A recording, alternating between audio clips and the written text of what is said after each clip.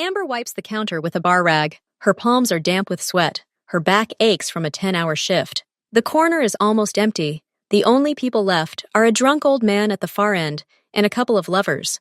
The door opens. He walks in. He doesn't look like a local. His expensive dark suit fits him perfectly. His thick black hair is combed back. His arms, neck, even his hands are covered in intricate tattoos. He's Korean, looks young, but his gaze is old, heavy as stone. He sits down on a chair directly in front of her and stares, just stares, silently. Amber feels a shiver run down her spine. She's used to stares, mocking, pitying, appraising, but this one is different. It studies her like an unusual object, not as a woman, but as a thing. "Whiskey, no ice," he says. His voice is quiet, low, emotionless. She nods and pours quickly. Her hand is shaking. She places the glass in front of him. He takes it and takes a sip, never taking his eyes off her. "What's your name?" he asks. Amber? Amber, I need a wife." She freezes.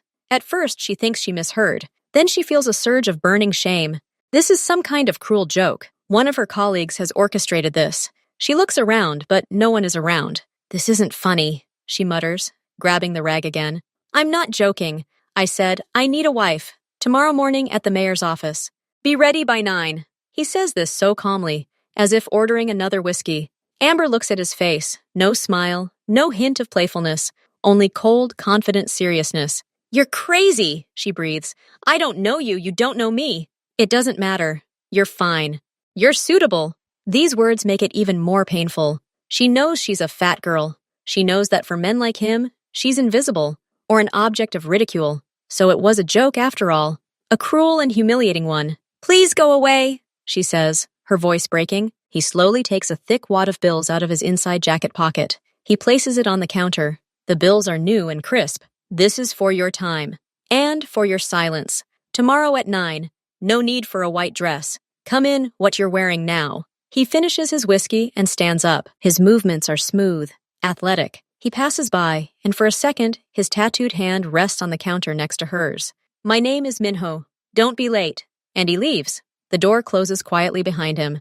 Amber stands, staring at the wad of cash. It's more than she could earn in 6 months. She slowly reaches out and takes it. The money is real. She looks at the empty door, then at her reflection in the dirty mirror behind the bar. A tired face, dull eyes, a work uniform, and the golden hair she loves so much, which now hangs in lifeless strands. He wasn't joking. That's the worst part.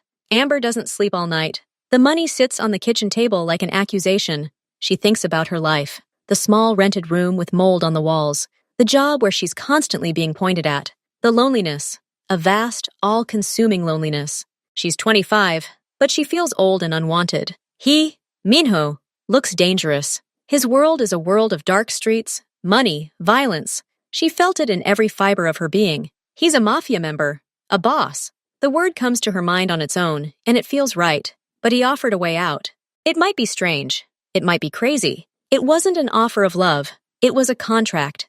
And she'd never had a good contract in her life. At 8 in the morning, she's still sitting at the table. She hasn't eaten. She hasn't drunk coffee. She's just staring out the window at the dirty alley. Her head is a mess. Fear, curiosity, despair. At 8:30, she gets up. She goes to the shower. She puts on the best thing she owns, a simple dark blue dress. It's a little tight around the hips, but she has no other. She brushes her straight golden hair. She looks in the mirror. "You're crazy," she whispers to her reflection. "He'll kill you or sell you." But she leaves the house, because staying would mean giving up. It would mean continuing this gray, hopeless life. And this way, well, at least there would be some kind of story, even if it was short and scary. She arrives at City Hall promptly at 9. He's already there, standing by a column, talking on the phone. He doesn't smile when he sees her. He simply nods, pointing to a bench. "Wait!" The procedure takes 15 minutes. They are both silent. She trembles as she signs the papers. Her hand traces a clumsy squiggle. His signature is a sharp, confident line. No rings, no kiss, no photos. They walk out into the street as husband and wife. A black SUV with tinted windows waits by the sidewalk. "Get in," he says, opening the back door. She freezes. Last chance to run. Scream. Call the police. But she gets into the car silently. The door slams. He sits down next to the driver. The car moves smoothly. She looks out the window at the familiar street slipping away. She says goodbye to her old life. She doesn't know where they're taking her, but she made a choice.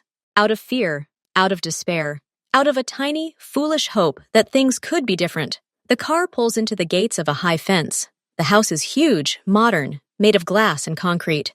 It resembles a bunker or a museum. Inside, it smells of expensive wood, leather, and emptiness. Minho leads her inside without turning around. Your rooms are on the second floor. The kitchen is there. Food is delivered. Don't leave the house without me.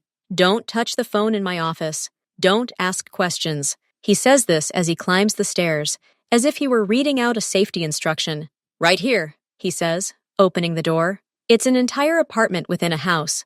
A living room with sparse furniture, a bedroom with a large bed, a bathroom. Everything is clean, new, and impersonal, like a room in an expensive hotel where no one lives.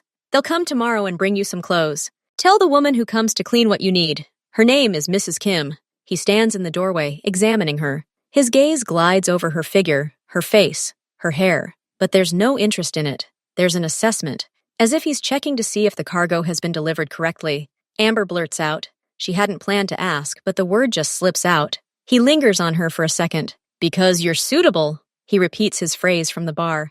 And after a pause, he adds, and no one cares about you. He turns and leaves. His footsteps fade on the marble floors. Amber stands in the middle of a strange, vast room. His words hang in the air. And no one cares about you. There is no cruelty in this. There is a simple, terrible truth. He married her because she is no one. Because her disappearance will raise no questions.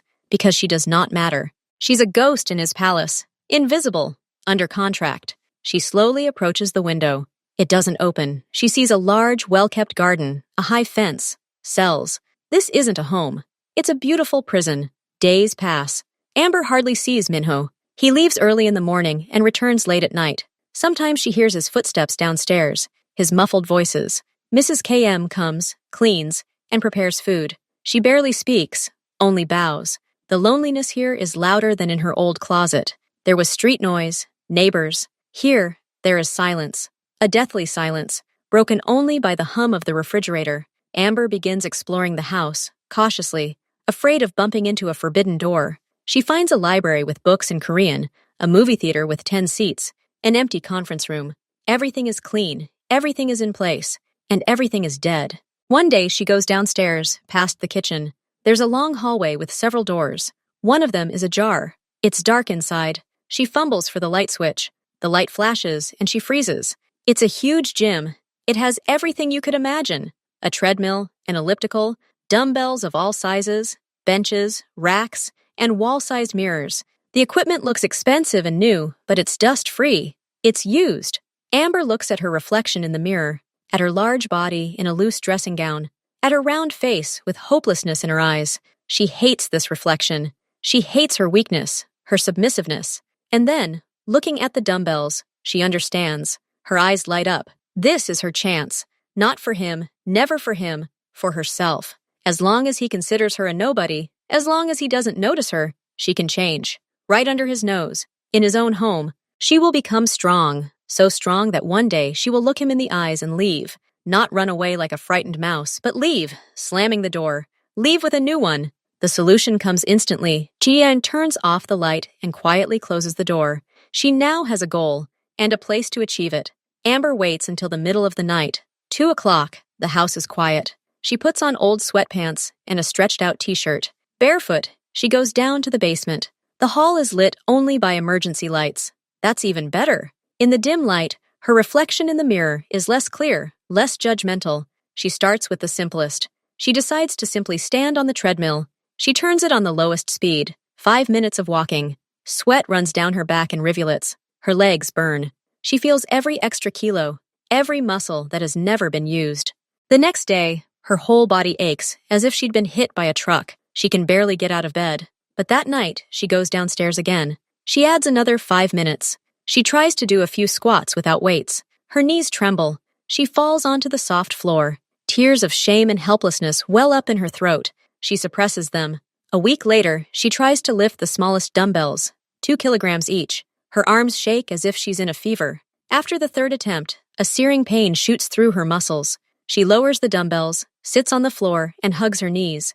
And finally, she cries. Quietly, silently, so no one will hear, tears, salty and bitter, drip onto the rubber flooring. She cries from pain, from exhaustion, from hatred of her former self, who allowed all this to happen. But when the tears run out, she wipes her face with the hem of her t-shirt. She stands up, she picks up those pathetic tiny dumbbells again, and does another set. Because the pain now is the price.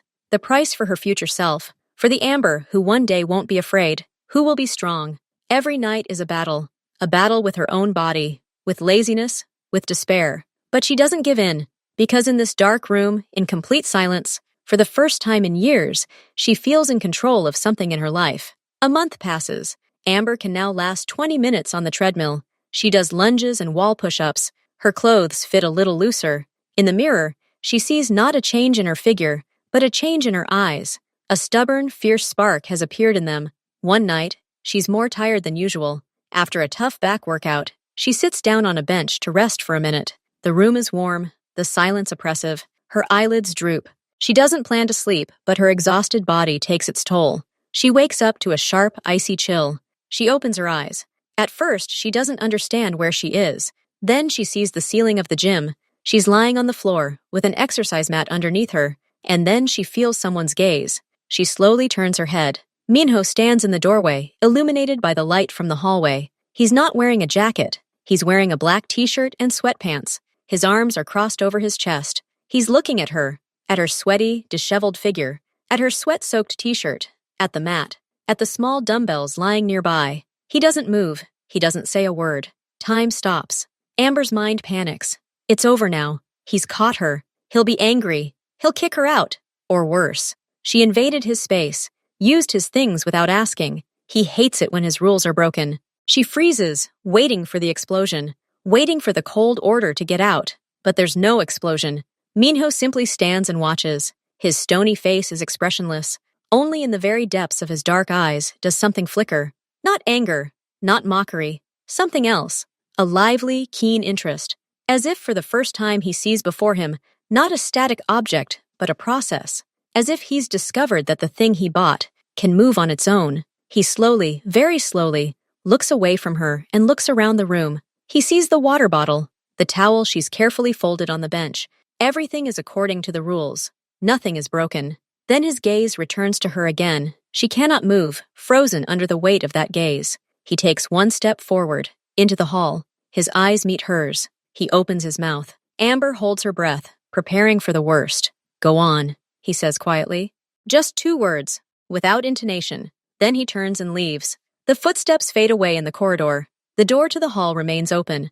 Amber lies on the floor for a long time, unable to move. Her heart is pounding as if it wants to burst out of her chest. Go on. What does that mean? Is this permission? Is this a trap? Is he going to watch? She sits up slowly, her body aching with fatigue, and now also with adrenaline. She looks at the open door into the dark corridor. Her secret is revealed. The game has changed. Now he knows, and she doesn't understand what will happen next. But one thing is certain, he said, keep going, and she will continue. Now not just for herself, but also out of spite. Out of spite for him, out of spite for the whole world that considered her weak. She will rise from this floor and become even stronger, so that she will never again feel this chilling fear before his silent gaze. Amber barely sleeps until morning. Every creak in the house makes her shudder. She waits for the door to her room to open, and for him to enter with his terms, his cold clarity, but nothing happens. The next morning, she's afraid to go down to the hall. It's a trap. He left the door open to see if she dares return. And if she does, then what will he do? By evening, curiosity overcomes fear. She carefully makes her way downstairs. She peers through the half-open door to the hall. Everything is in its place, but something has changed. Next to her old water bottle sits a whole crate of the same water. On the bench lies a stack of new workout clothes. Nothing flashy, nothing designer. Just some good quality dark leggings and a few technical t-shirts in various sizes. On top lies a pair of new sneakers, her size. Next to the dumbbells, there's now a small rack with towels, clean, soft ones. Amber slowly approaches and picks up one of the t-shirts. The fabric is thick, expensive to the touch. She looks at the water bottle, at the sneakers. This isn't a taunt. This is gear. It's a silent, clear message. I saw, I know. You can keep going. This is what you need. She feels no joy. She feels an icy shiver. His attention, even this practical and emotionless one, frightens her more than anger. Because it's incomprehensible. What's in it for him? Why is he wasting his time on this? She doesn't touch the new clothes. She puts on her old, stretched-out ones, but she grabs a new bottle of water and begins her workout. Every movement is now done with an eye on the door. She waits for him to appear again. She watches, but he doesn't come. Only when she finishes and heads upstairs does she notice. A simple fitness tracker is lying on a table in the hallway. Unconnected, new. She picks it up. It's a tool to count steps, heart rate, calories, so that her progress can be measured in numbers, so that everything is under control, and under his control. She places the bracelet on her wrist. It's cold and light. It's not a gift. It's a mark, and a silent endorsement of her secret, which is no longer a secret. He hasn't been back in the gym since, but his presence lingers. New things appear regularly, protein bars for a certain march, a weightlifting belt when she starts trying barbell exercises. It all happens quietly while she's away. His silent support is starting to feel like punishment to her. Every new thing is a reminder. He's watching. He knows how much time she spends down there. He sees her progress. He's aware of everything. What if this is some big game? What if he's raising her like an animal for slaughter, fattening her up, training her for some twisted purpose? Maybe he's making a bet with someone? Watch me. I'll make an athlete out of this fat girl. Or worse, preparing her for something terrible she's afraid to even think about. She's starting to notice changes in the house. A masseuse comes once a week. As per Mr. Minho's instructions, the cook now cooks specially for her.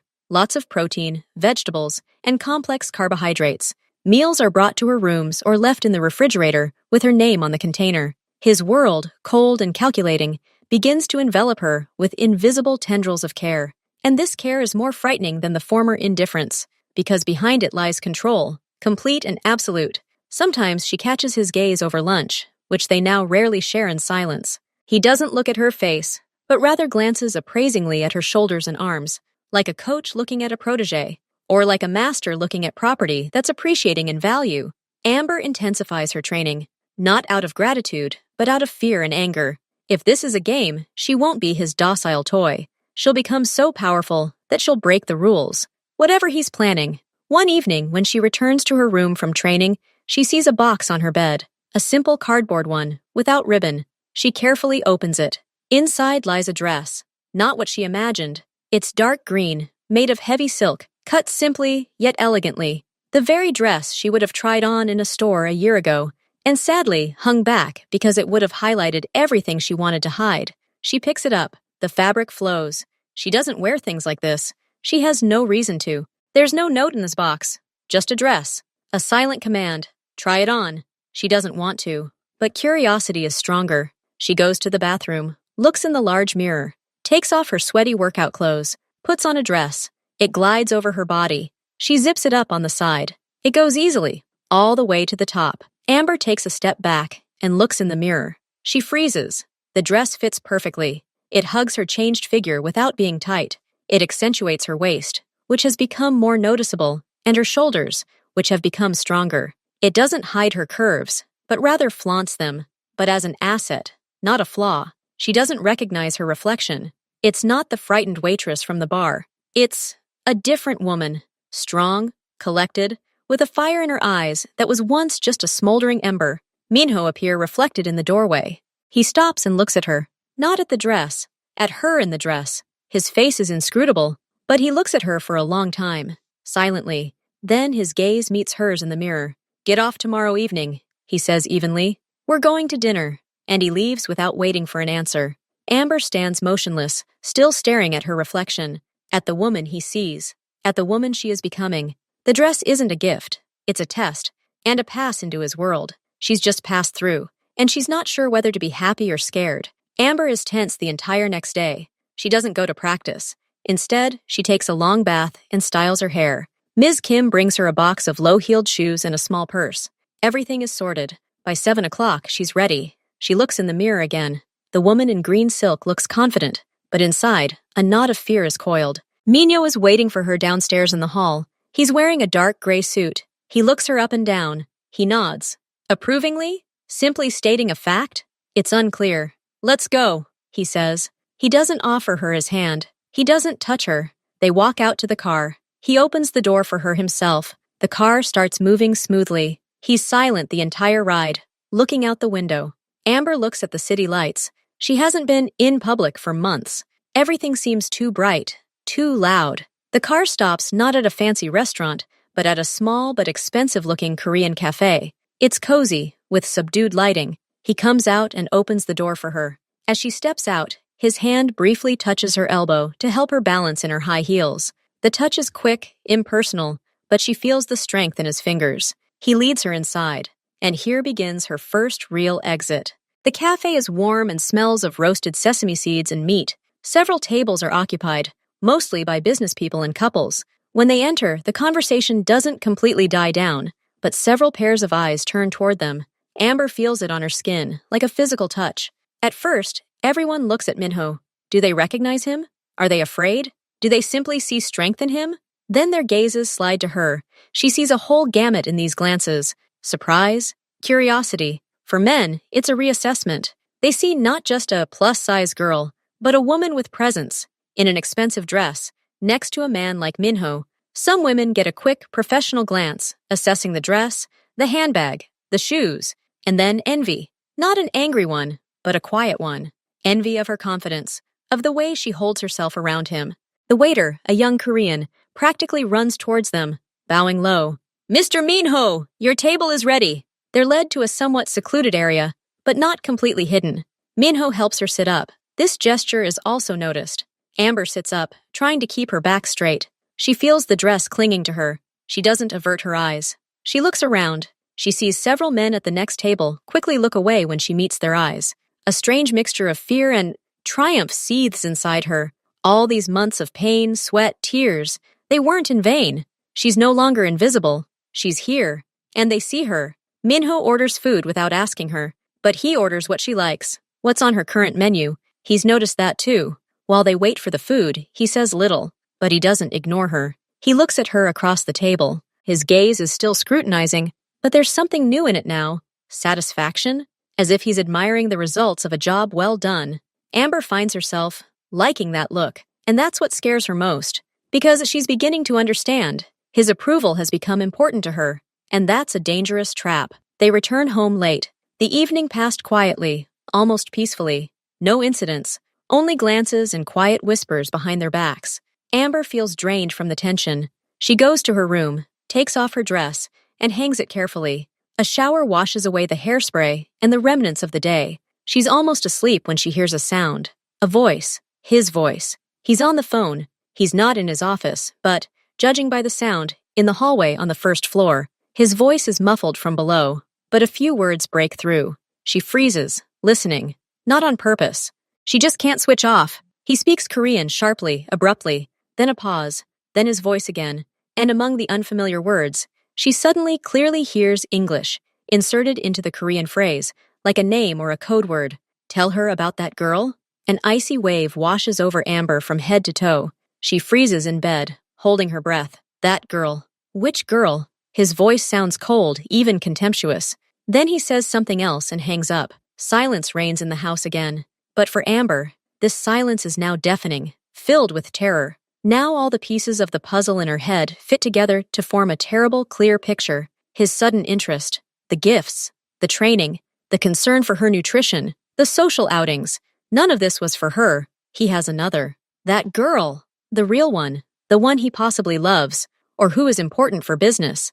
And Amber. Amber is a cover, a decoration, or part of some complex scheme. He's preparing her, making her presentable, so he can parade her around as his legal wife, while his real woman remains in the shadows.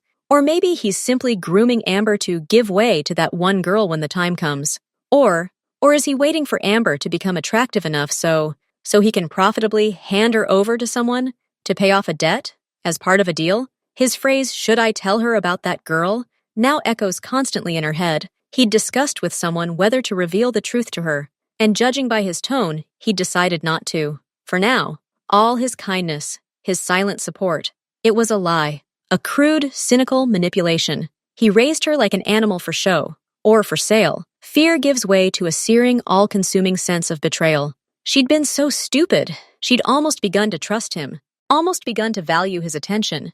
She'd allowed his world to consume her. The next night, Amber descends into the hall. But this is no longer an escape. It's a battlefield. She doesn't put on new, comfortable clothes. She puts on her oldest, most torn t-shirt. She approaches the barbell. She looks at the iron plates. She used to be afraid of them. Now they seem like allies. She lifts weights she once considered impossible. Her arms burn with the effort. Her back screams in pain, but she no longer cries. Fury burns inside her. Fury at him, at his lies, at his cold calculations, at this entire world where people are pawns. Fury at herself for her past weakness, for almost believing this fairy tale. Every repetition is a blow to his plans. Every kilogram lifted is a kilogram of strength she will take from him and keep for herself. She will grow stronger not for him, not to be his pretty doll, but to break his game, so that when he finally decides to tell her about that girl, she will be ready, so that she can look him in the eye and say no, so that she can leave and survive alone, so that he will regret ever taking her into his damned home. She trains until she's exhausted, until dark circles appear before her eyes. Sweat pours off her in streams, mixing with the angry tears she no longer allows herself to shed. She falls to the floor, breathing heavily, her muscles trembling from the strain. She rises. She looks in the mirror at her red face, distorted by effort, at her body, which is becoming a weapon. "Okay, Minho," she whispers to her reflection, filled with a new, cold determination. "Play your games. Raise me. I will be the strongest, most dangerous thing you've ever created. And the first one this weapon will turn on will be you." Amber leaves the gym at dawn. She can barely stand. Every muscle protests. She sees a large blue-purple bruise on the inside of her forearm, the result of an unfortunate contact with the barbell. She slowly climbs the stairs, holding onto the railing. The light is on in the hallway on the first floor. Minho is standing by the large window, drinking coffee. He's already dressed in a dark suit, ready to go out. He turns his head when he hears her footsteps. His gaze glides over her tired face, her workout clothes, and stops at the bruise. Amber tries to walk past him without looking at him, but he takes a step, not completely blocking her path, but drawing her attention. "What is this?" His voice is quiet. She doesn't answer. Trying to hide her hand behind her back, he acts quickly. His hand reaches out, and his fingers wrap around her wrist. His touch is firm, but not rough. He lifts her hand to examine the bruise in the light. Amber freezes. He never touched her without a reason. Without a reason. Now he holds her hand, his thumb resting right on the edge of the bruise. His skin is warm, and her hand is cold from exhaustion. He studies the bruise. His face doesn't show concern or anger. He views it as a fact, as data. His eyes narrow. "You're going too fast," he says finally, still quietly. "You can't. You'll break." He doesn't ask how she got the bruise. He knows. He lets go of her wrist. His fingers leave a light, warm sensation on her skin. "Rest today. No weights. Just stretching if you want," he says.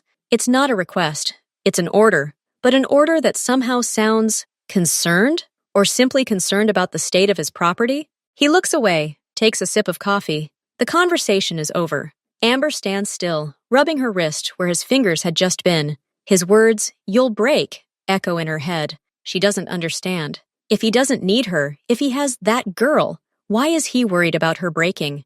Wouldn't that be convenient for his plans? She says nothing. She walks past him upstairs, feeling his gaze on her back. This simple contact confused her thoughts even more. A few days pass. Minho invites her to the same cafe again. This time, he says it in advance. "We need to be seen again," he says. "We." The word grates on her ear. Amber agrees. Now she has her own plan. She wants to see how he behaves. She wants to see that girl or traces of her. She chooses a different dress, black, simple. She looks stern and serious in it. The evening repeats itself. The same glances, the same waiter, the same table. Amber watches his every move. He's calm, but his eyes constantly scan the room. He's wary. And then, as they wait for their order, a man approaches their table. He's well-dressed and smiling, but his smile doesn't reach his eyes. Amber has never seen him before. The man leans toward Minho and quickly whispers something in his ear. Minho's face changes instantly. It doesn't contort with anger. It just turns pale, turns cold as marble. Every muscle in his face tenses. He nods to the stranger without even looking at him. The stranger quickly leaves. Minho sits motionless for a few seconds. His gaze is fixed on the tablecloth, but he doesn't see it. He sees something else, something dangerous. Amber feels a chill run down her spine. Something has happened, something serious. Minho slowly looks up at Amber. There's no warmth in his gaze, only concentration and icy determination. There's a problem, he says evenly. We need to. He doesn't finish. His phone, lying on the table, starts vibrating. An unfamiliar number flashes on the screen. Minho looks at the phone, then back at Amber. He picks it up and holds it to his ear. He doesn't say hello. He just listens. Amber sees his jaw clench, the tendons in his neck tense. His eyes, fixed on hers, darken. Pure, uncontrollable rage flares in them, the rage he always hid so carefully. He listens for a few more seconds. Then his lips stretch into a silent, predatory grin. He doesn't shout. He speaks into the phone quietly, but in such a way that each word sounds like a knife thrust. My wife, he pauses, his gaze boring into Amber, has nothing to do with this. Your mistakes are your problem. If you touch a hair, he doesn't finish the threat. He simply hangs up. He places the phone on the table. His hand trembles slightly. He takes a deep breath, trying to compose himself, but the anger still burns in his eyes. Amber sits, holding her breath. My wife. He said it as if he were protecting something valuable. But from what? Who called? What mistakes? Her own theory about the other girl is crumbling. That call, his reaction. It was about her, about them. Was someone threatening her? Because of his affairs? Minho looks at her, the anger slowly fading from his face, replaced by a tired, cold clarity. They were competitors, he says bluntly. They want to get me. They saw us here last time. They didn't like how I looked. Confident. Happy. They want to create problems for me. He pauses, collecting his thoughts. Amber is silent, waiting. They didn't recognize you, he continues, and there's something like a bitter smile in his voice. They saw the photos, from the wedding. You were wearing a different dress, with a different expression on your face. You were different. They thought it was a different woman. He looks her straight in the eyes. They think I'm cheating on you, that I went out with a mistress, while my real, full wife sits at home. They want to tell my wife, that is Ease, as they think your ex, about your betrayal. So you'll cause a scandal. So you'll weaken me. That's their plan. Amber listens, her brain refusing to comprehend. The words reach her slowly. They didn't recognize you. They think it's another woman. I'm cheating on you. Her entire world, built on suspicion and pain, crumbled in an instant. There was no other girl. There was no plan to sell her or replace her. His silent support, his care. Was it real? Or simply the pragmatism of a man who saw potential and decided to exploit it? But even that seems different now. Shock paralyzes her. She can't move. Amber's head at breakneck speed. All her fears, her rage at the betrayal, all of it was built on sand, on misunderstandings, on her own insecurities and fears. The competitors, those dangerous people, looked at her and didn't see the Amber who married Minho. They saw a different woman, so different that they decided she was someone new. It's both insulting and incredible. It's a testament to everything she's been through, her work, her pain, her tears. They've changed her so much that even her enemies couldn't recognize her. She looks at Minho. He's not lying. She can see it in his face. He's telling the harsh, absurd truth.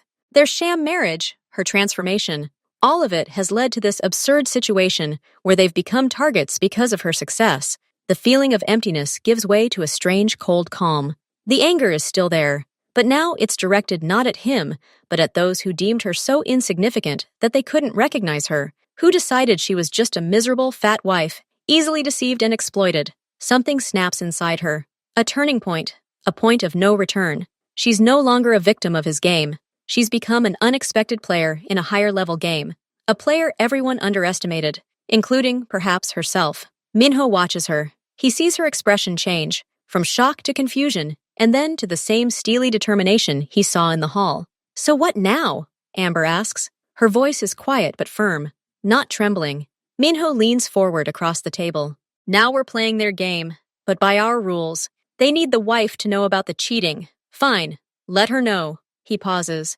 I need your help. Tomorrow we come here again. You put on that very first dress, the one you wore when you married me. You come here as that Amber. We sit at the same table, and we give them a show. We show everyone that you are my wife, and that everything is fine between us, that their attempt to split us failed because they are blind idiots. He says this without emotion, as if laying out an operational plan. This will be a message, a powerful message, to them and everyone else. Are you ready? He's not asking. He's asking if she's ready. He's offering her an ally, not a subordinate. not a pawn, but an active participant. Amber looks at him. She's not thinking about him. She's thinking about them, about those who dared to underestimate her, who decided she could be used as a weapon against Minho without even bothering to look at her properly. She agrees. Not for him, not out of gratitude or sudden affection, but for herself, to prove to them, to prove to everyone, including her former self, what she's capable of, to turn their plan into her weapon. "I'm ready," she says, and there's a hint of steel in her voice. The next morning, Amber stands in front of her closet. She takes out that same blue dress. Simple, cheap, a little worn. The dress that made her feel invisible. The dress she wore when she got married at the behest of a stranger. She puts it on. The fabric sags on her. The dress is now too big in the shoulders, too loose at the waist. It hangs on her new, firmer figure like a hanger. She zips it up, and it slides easily, not because the dress has stretched, but because she has shrunk. She goes to a large mirror and looks. A ghost stands before her, a ghost of her past, a familiar face, familiar golden hair. But this face looks at her with different eyes. There is no longer the former submission and fear in these eyes. There is steel in them, confidence, knowledge. She sees the contrast, the old dull dress, and the new strong body inside it. The timid pose dictated by the style and the straight, proud posture dictated by her will. It's a transformation, but not into someone else, but into your true self. That girl from the bar needed to hide. This woman in the mirror doesn't need to hide. Even in this sack dress, she looks not like a victim, but a strategist, a woman who puts on a mask to win the battle. She slowly turns in front of the mirror. She feels no shame. She feels power, the power of paradox. The more she resembles the old Amber on the outside, the more her inner strength will shock those who think they understand everything. She picks up a simple handbag. She takes a last look in the mirror. There's no smile, only cold, focused determination. She's ready to take the stage and play her best role yet, the role of herself, past and present at the same time. Minho is waiting for her downstairs. He sees her in an old dress. His gaze glides over the loose fabric, rests on her face. He doesn't comment. He simply nods, briefly, approvingly. He understands the idea. The car takes them to the cafe again. This time, Amber isn't nervous. She sits up straight, her hands resting calmly in her lap. She repeats in her mind, she is the same girl, and she is completely different. When they enter, the same thing happens as before. Stares. But this time, those stares linger. First, people see Minho, then they see her, and confusion appears on their faces. Will they recognize her, or won't they? Amber sees the waiter, already accustomed to them, pause for a second with the menu in his hands. His eyes widen. He looks at her dress, then at her face, then at the dress again. They are led to the same table. Whispers follow them. Amber catches snatches.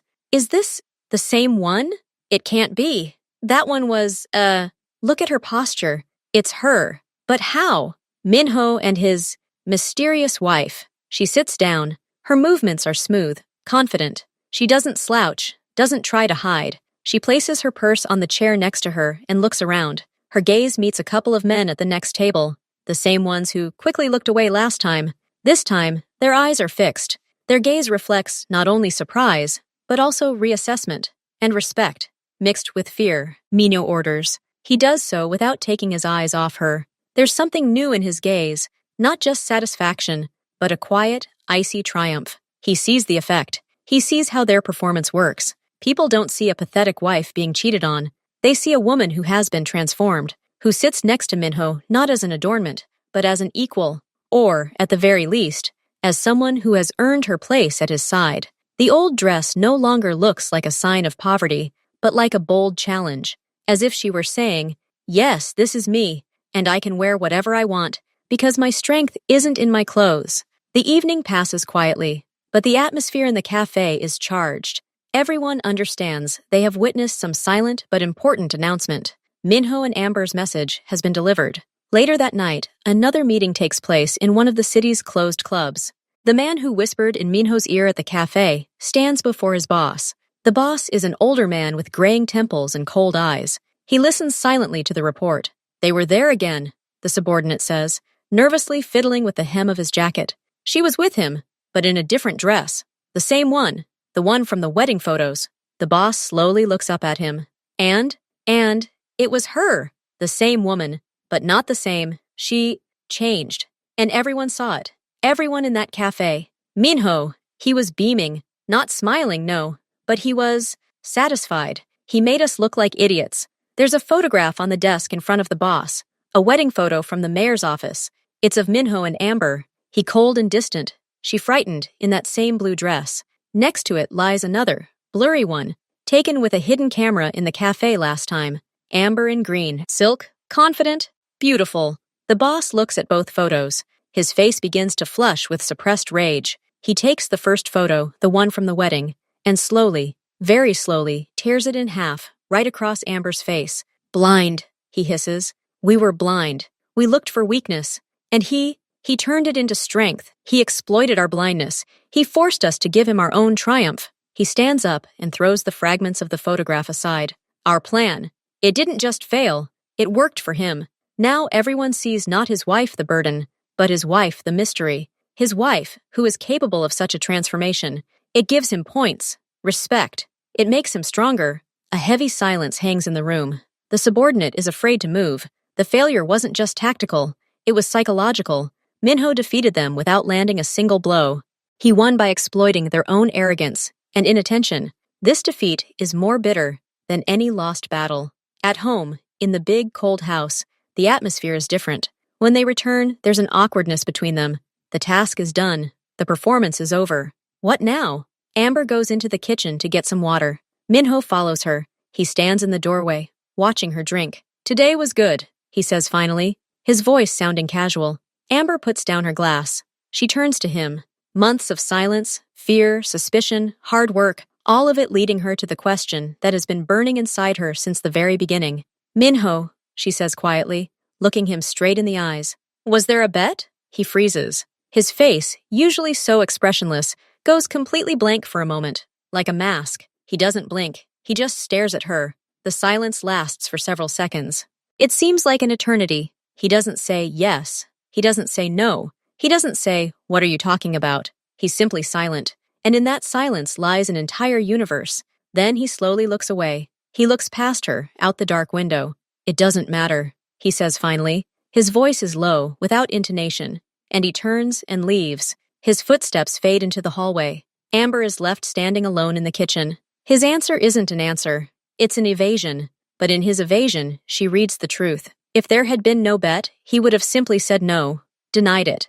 But he said, "It doesn't matter," which means there was a bet. But now, for him, it no longer meant anything. Or maybe it meant something different all along? She doesn't get an answer, but she gets something more. Confirmation that the rules of the game have changed. For both of them.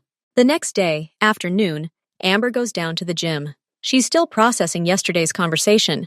She doesn't know what to feel, but her body demands movement. Habit takes over. She starts warming up on the treadmill. Suddenly, the door opens. Minho enters. He's wearing sweatpants and a t-shirt, just like the night he caught her sleeping. But this time, his intentions are clear. He's come to work out. He silently begins his exercises on the other side of the room. He doesn't look at her. He's focused on himself. His training isn't just about maintaining his form. It's a disciplined, rigorous ritual. Every movement is powerful, precise, and effortless. He lifts weights so heavy that Amber catches her breath just watching. She continues her workout, trying to ignore him. But she feels his presence. The room that was her personal sanctuary is now filled with his energy. She approaches the barbell, preparing for the deadlift. She grabs the bar, checks her leg position, and suddenly she feels him standing right behind her. "Stop," his voice says right next to her ear. She flinches. He doesn't touch her. He walks around her and stands to the side. "You're back. You're rounding it at the top. You'll break," he says in the same tone he used about the bruise. "Watch." He stands in front of the mirror, picks up a lighter barbell, and demonstrates the movement slowly, with exaggerated precision. "Keep your back like a board. Squeeze your shoulder blades together. Pull with your legs and hips, not your back. Feel it here." He points to his lower back. Then he steps away. "Try it." Amber, a little stunned, repeats the movement. He watches. "Better," he states, "but still not perfect." Again, he corrects her a few more times. Not with words, but with gestures. A light touch of his finger to her shoulder blade to indicate where she needs to tense up. His touches are quick, impersonal, like a coach's, but they are effective. For the first time, their interaction in the room isn't covert observation or silent support. It's a partnership. He shares his knowledge. He teaches her to be stronger, not for show, but for real. When she finishes the approach, Exhaling, he nods. Good. Now remember this feeling. He returns to his scales, but the barrier between them has been broken. They are no longer observer and subject. They are two people in the same space, engaged in the same task. And there is a strange, silent equality in this. A few days later, Minho says at breakfast, "Dress casually. It's comfortable. We're leaving in an hour." Amber doesn't ask where. She's used to not asking. But now it's not out of fear, but out of understanding. He'll tell her if he needs to. She puts on dark jeans, a simple t-shirt, sneakers, and a windbreaker. He's dressed similarly. They exit not through the main entrance, but through a side door in the garage. Waiting for them isn't an armored SUV, but a regular gray sedan. "Today you watch," he says as they head out onto the city streets. "And you learn." He starts pointing at things. At first it seems strange. "See that gray 3-car van in the back? It's been following us since we came out of the alley." The man in the cap is at the newsstand. He spends too much time looking at the window display, not the newspapers. He's an observer. Don't look straight ahead. Use your peripheral vision. Reflections in the windows. He leads her along busy streets, then down quiet alleys. He shows her how to vary her walking pace, how to suddenly stop at a shop window to check who else has stopped. He teaches her to read the street like a text, where every movement, every glance, is a letter. "This is my life," he says one day as they sit in a small park, pretending to feed pigeons. "A constant game of cat and mouse. Now it can be a part of your life, if you want it to be." He doesn't press. He simply states a fact. He shares his reality with her, the most intimate, the most dangerous part of his life. He lets her in on a shared secret, the secret of constant danger, vigilance, survival. Amber listens, absorbs. She feels not fear, but a sharp, living excitement. This knowledge makes her stronger. This knowledge is another kind of power, and he trusts her with this knowledge. One evening, their business outing drags on. Dusk thickens. They walk along the deserted embankment. Minho is calm, but his eyes are constantly moving. He suddenly slows his pace. His hand touches her elbow discreetly. A signal. "Don't turn around. There are 2 behind you. Speed up," he says quietly. They quicken their pace. Amber feels her heart begin to beat faster. She can't see, but she senses a presence behind her. Their steps quicken too. Minho directs her toward a better lit street. But there, around the corner, 2 more emerge, blocking the way. Everything happens quickly. Minho abruptly pushes Amber aside, behind a parked van, and turns to face the approaching men. A short, heavy baton appears in his hand, which Amber didn't even notice. A fight breaks out. Minho moves like a panther, quick, efficient, without wasted movement. But there are 4 of them. Amber presses herself against the cold metal of the van, panic clenching her throat. She sees one of the attackers, whom Minho had thrown aside, rise and reach for something in his belt. A knife? A stick? Instinct works faster than thought. Months of training, rage, fear, all merge into a single impulse. She doesn't think, she acts. She takes 2 quick steps, picks up an empty soda can from the ground, and, without stopping, throws it with all the force generated by her shoulders and back. The can misses his head. It clangs into the hand of the man who was reaching for his gun. He cries out in surprise and pain, dropping the object. It turned out to be a stun gun. For a split second, his attention shifts to her. That moment is enough for Minho. He knocks the man out with one precise blow, and then, taking advantage of the other's confusion, he abruptly retreats, grabs Amber's hand, and drags her into the nearest dark passage between the buildings. They run without looking back. A few minutes later, they emerge onto a busy street, lost in the crowd. They return home in a taxi, silent. Only their heavy breathing betrays the tension they've been through. At home, in the hallway, Minho stops. He turns to face her. His hair is disheveled. The skin on his knuckles is raw. He looks at her, not as a woman who needed to be protected, but as someone who was there in battle. His gaze studies her face, her hands. She, too, is breathing rapidly, but stands up straight. There is no hysteria in her eyes. There is adrenaline and understanding of what just happened. "You threw the can," he says. Not a question, a statement. She nods. Her throat is dry. She can't speak. He comes closer. His eyes are dark, serious. "It was right," he says. His voice is low, without its usual coldness. There's something rough, real in it. "You didn't freeze. You didn't scream. You reacted. You distracted him. It gave me time." He pauses, still looking at her. Then he says words she's never heard from him, nor expected. "You are strong, Amber. It's not a compliment. It's an acknowledgement of a fact, an acknowledgement of an equal." He sees her not as a project, not as an object for training, but as a person, a strong person who can be useful in his world not only as a symbol, but also as an active character. These two words contain all the value she has earned through her work, her pain, her actions today. She is no longer the right girl because of a bet. She is strong, and he sees it. A few days later, Minho receives information. The man Amber threw the can at was no ordinary mercenary. He was the younger brother of one of the enemy faction's minor leaders, a guy named Jin, newly drawn into the business, inexperienced, but ambitious. Minho is discussing this with his men in his office. The door is ajar. Amber, passing by, overhears snatches of it. She stops, not out of gossip-mongering curiosity, but because she senses this concerns her too. Jin thinks his brother was set up, one of the men says. That it was a trap. He's furious with his own people. He says his brother was used as cannon fodder. Amber freezes. She remembers the guy's face in the streetlight, young, contorted with pain and anger as the can hit his hand. She knocks quietly on the office door and enters. Everyone falls silent, looking at her. Minho doesn't throw her out. He waits. I saw him, Amber says calmly. He looked different from them. He was scared, angry but confused. He looked at the others, as if waiting for a command on what to do next. She pauses, collecting her thoughts.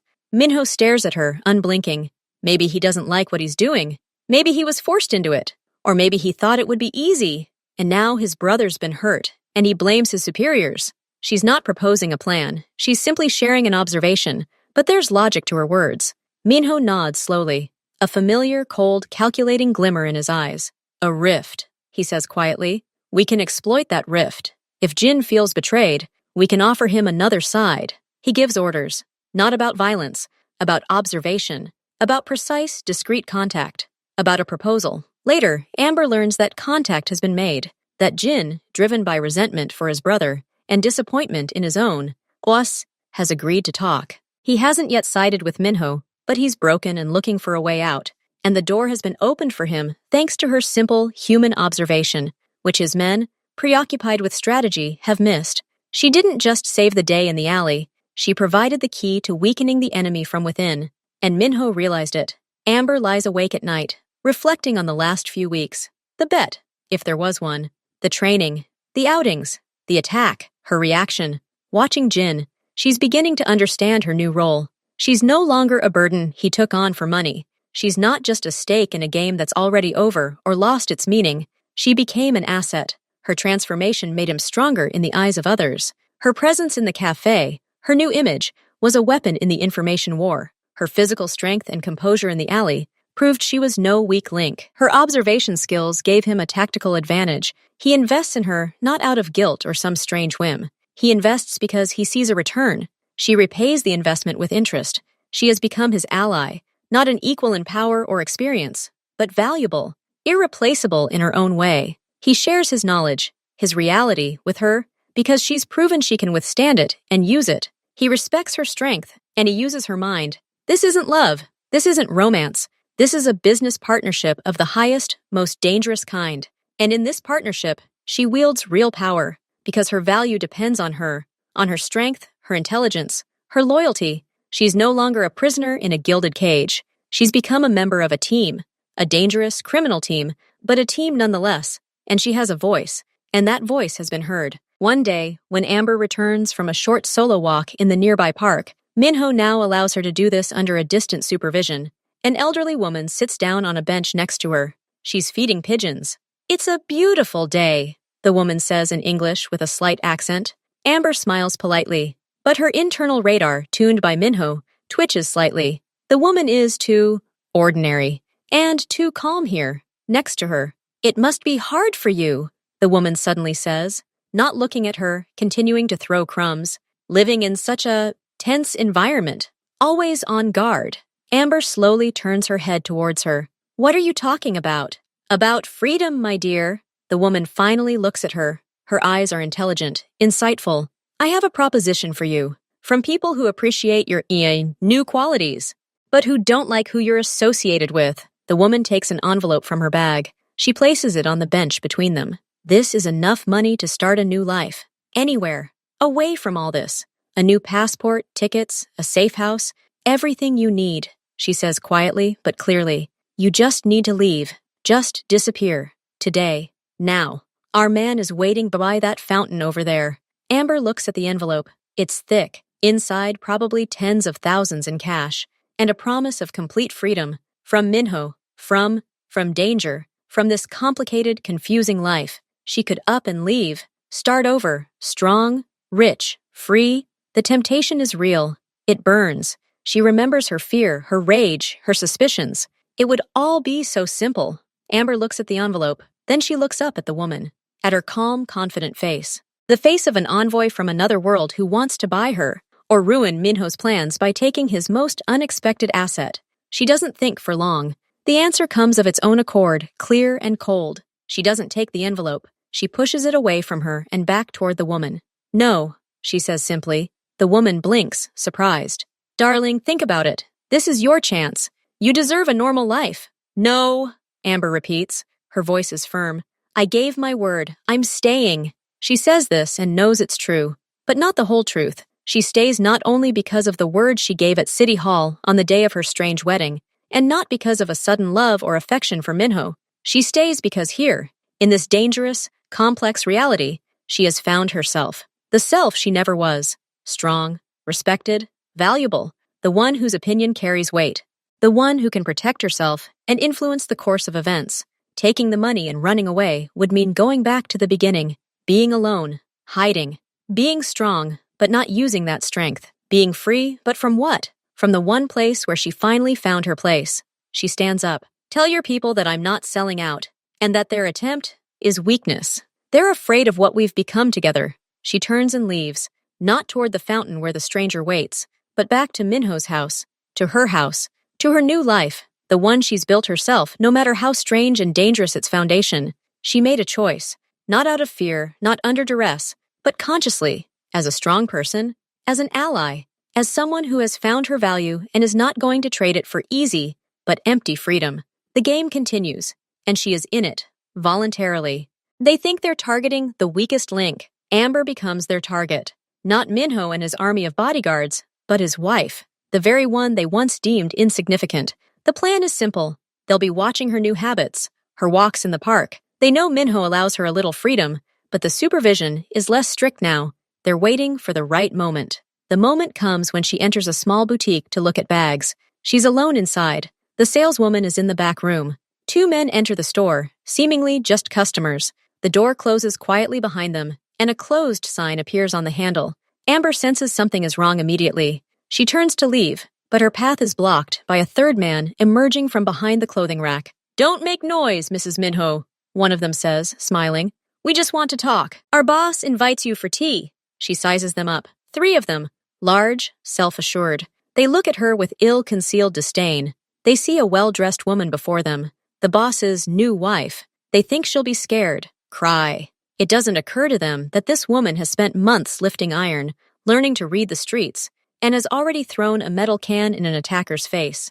I'll decline the invitation, she says calmly, her hand moving quietly to her purse, where she holds not only her phone, but also the small canister of gas Minho gave her after the incident in the alley. I'm afraid it's not a matter of choice, the man says, and takes a step forward. Amber takes action. She doesn't try to scream. Instead, she abruptly throws her heavy purse right into the face of the nearest one. He instinctively recoils. At that moment, she yanks out the canister and sprays the other one, aiming for his eyes. There's a commotion, screams. A third man grabs her arms from behind. His grip is strong, but not professional. She remembers the trick Minho showed her in the gym for breaking free from such a grip. She doesn't think. Her body remembers on its own. She slams her heel into his shin, bending at the same time and lunging forward and downward, twisting his arms. He, unprepared, loses his balance, and his grip weakens. She breaks free. But there are three of them. The first, the one hit by the bag, has already come to.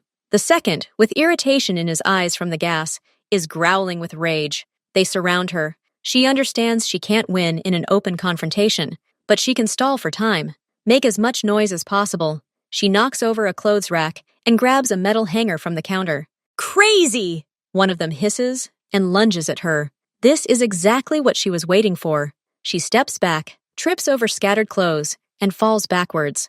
To them, it looks like defeat. They loom over her, but the fall is part of the plan. Lying down, She slams a coat hanger into the nearest man's knee. He screams in pain.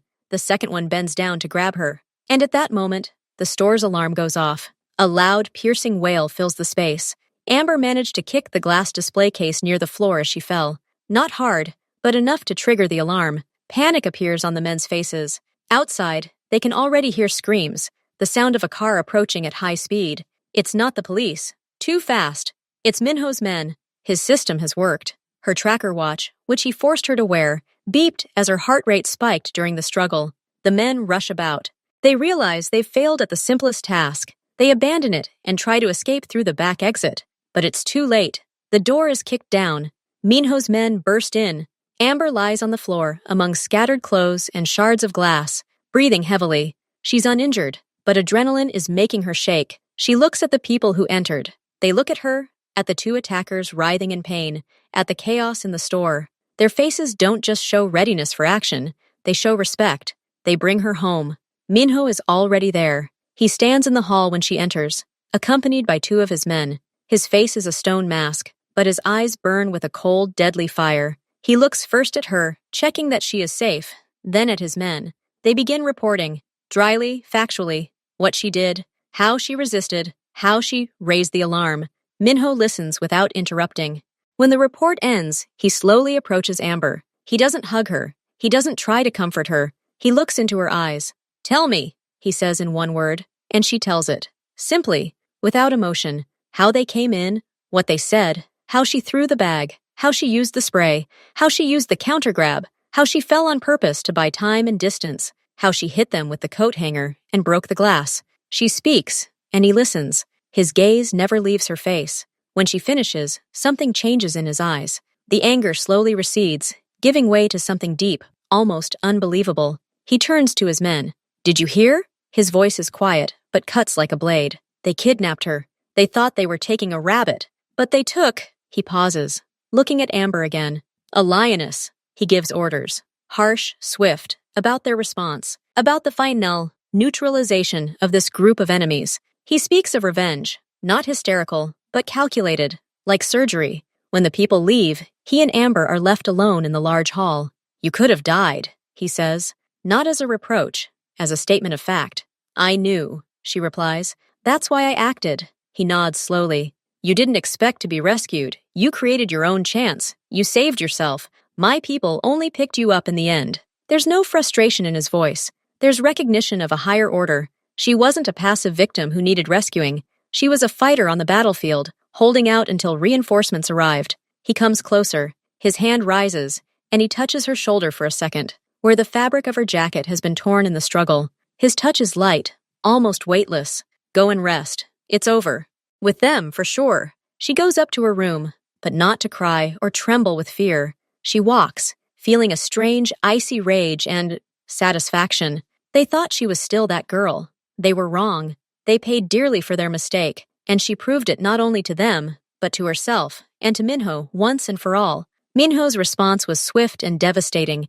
The group of enemies who dared to touch her ceased to exist. The city now knows. Touching Minho's wife is not the way to get to him.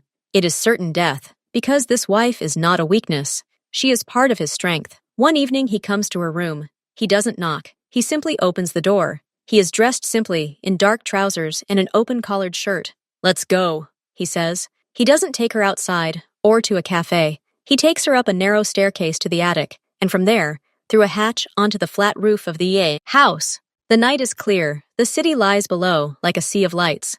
Up here, it's quiet. Only the distant hum of the metropolis. He approaches the edge of the parapet and looks down. She stands nearby. "I once thought marriage was a deal. A stupid one," he says quietly, not looking at her. "A way to prove something. To win, or lose with the least amount of losses." He turns to face her, his face illuminated by the neon lights from the signs below. "I was wrong." They stand in silence. He doesn't say sorry. He doesn't say, "I love you." Those words aren't for them. They're from a different vocabulary. "It was a bet," he finally exhales. The confession bursts out of him like something heavy and unnecessary. "For 5 million. Marry the first one who comes along and hold out for a year. You came along." Amber listens. She already knew it. But hearing it from him is something else entirely. "I thought this would be a year in prison for both of us. You're my burden. I'm your supervisor. But you, he looks at her, and in his eyes, she sees more than just respect. She sees amazement, almost admiration. You broke everything. You entered my world and didn't break. You changed it, changed the rules.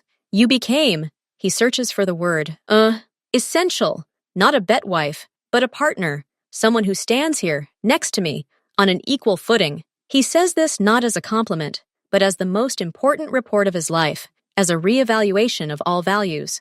Amber looks at the city, then at him. What will happen when the year is over? She asks, not out of fear, out of calm curiosity. Minho looks at her. The corners of his lips lift slightly. It's not a smile. It's the shadow of something that could be won.